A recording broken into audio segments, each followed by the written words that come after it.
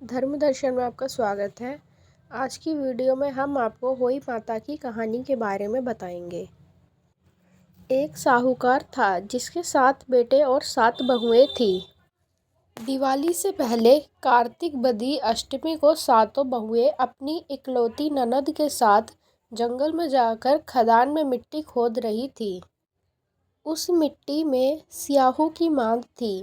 मिट्टी खोदते समय ननद के हाथ से स्याहू का बच्चा मर गया और इससे स्याहू माता बहुत नाराज हो गई और बोली, मैं तेरी कोख बांधूंगी। तब ननद अपनी सातों भाभियों से बोली, तुम में से कोई अपनी कोख बंधवा लो। सभी भाभियों ने अपनी कोख बंधवाने से इनकार कर दिया, परंतु छोटी भाभी सोचने लगी, ये अगर मैंने अपनी कोख नहीं बंधवाई तो सासू जी नाराज हो जाएंगी। यह सोचकर ननद के बदले छोटी भाभी ने अपनी कोख बंधवा ली। अब इसके बाद उसको जो बच्चा होता वह 7 दिन में होकर मर जाता। एक दिन पंडित को बुलाकर पूछा, मेरी संतान 7वें दिन क्यों मर जाती है? तब पंडित ने कहा, तुम सुरही गाय की सेवा करो।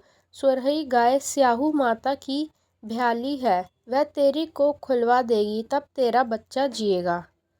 अब वह सुबह जल्दी उठकर चुपचाप सुरही गाय के नीचे साफ सफाई कर आती। सुरही गाय ने सोचा, रोज सुबह उठकर कौन मेरी सेवा कर रहा है, सो आज मैं देखूंगी। गौ माता खूब सुबह उठी। वह देखती है कि साहूकार के बेटे की बहू उसके नीचे साफ सफाई कर रही है। तो गौ माता उससे बोली, क्या मांगती है? साहूकार की बहू बोली, स्याहू माता तुम्हारी भ्याली है और उसने मेरी कोख बांध रखी है, सो मेरी कोख खुलवा दो। गौ माता ने कहा, अच्छा। अब तो गौ माता समुद्र पार कर साहूकार की बहू को अपने भ्याली के घर लेकर चली गई। रास्ते में कड़ी धूप थी, सो वह दोनों एक पेड़ के नीचे बैठ गई। थोड़ी सी देर में एक सांप आया। उसी पेड़ पर गरुड़ पंखनी का एक बच्चा था। सांप उसको डसने लगा। तब साहूकार की बहू ने सांप मारकर ढाल के नीचे दबा दिया और बच्चे को बचा लिया। थोड़ी देर में गरुड़ पंखनी आई तो वहां खून देखकर साहूकार की बहू को चोंच मारने लगी। तब साहूकार की बहू बोली, मैंने तेरे बच्चे को नहीं मारा, बल्कि सांप तेरे बच्चे के करीब आया था तो मैंने उससे तेरी बच्चे की रक्षा की है। यह सुनकर गरुड़ पंखनी बोली, मांग, तू क्या मांगती है? वह बोली, 7 समुंदर पार स्याहू माता रहती है, हमें तो उसके पास पहुंचा दे। तब गरुड़ पंखनी ने दोनों को अपनी पीठ पर बिठाकर स्याहू माता के पास पहुंचा दिया। साहू माता उनको देखकर बोली, आ बहन, बहुत दिनों में आई है। फिर कहने लगी, बहन, मेरे सिर में जुएं पड़ गई हैं। तब सुरही के कहने पर साहूकार की बहू ने उसकी सारी जुएं निकाल दी। इस पर स्याहू माता प्रसन्न होकर बोली, तूने मेरे सिर पे बहुत सलाई घेरी है, इसलिए तेरे 7 बेटे और 7 बहुएं होंगी। वह बोली, मेरा तो एक भी बेटा नहीं है, 7 बेटे कहाँ से होंगे? स्याहू माता बोली, वचन दिया है, वचन से फिरूं तो धोबी की कुंड पर कंकरी होऊं।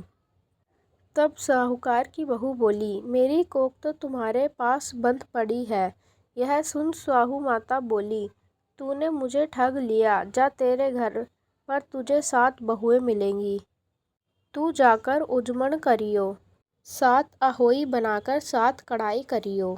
जब वह लौटकर घर आई तो देखा वहाँ 7 बेटे 7 बहुएं बैठी हैं। वह खुश हो गई। उसने 7 अहोई बनाई, 7 उजमण किए और 7 कढ़ाई करी।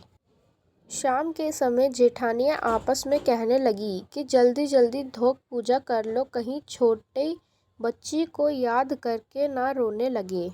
थोड़ी देर में उन्होंने अपने बच्चों से कहा, अपनी चाची के घर जाकर देख आओ कि वह अभी तक रोई क्यों नहीं है।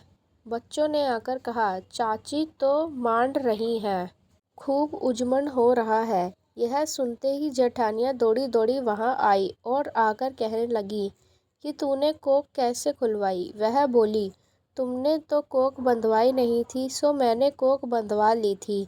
अब स्याहू माता ने कृपा करके मेरी कोख खोल दी है।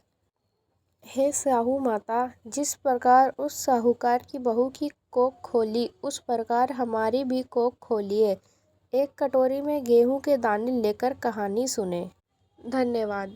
ऐसी और जानकारियों के लिए हमारे चैनल को सब्सक्राइब करें।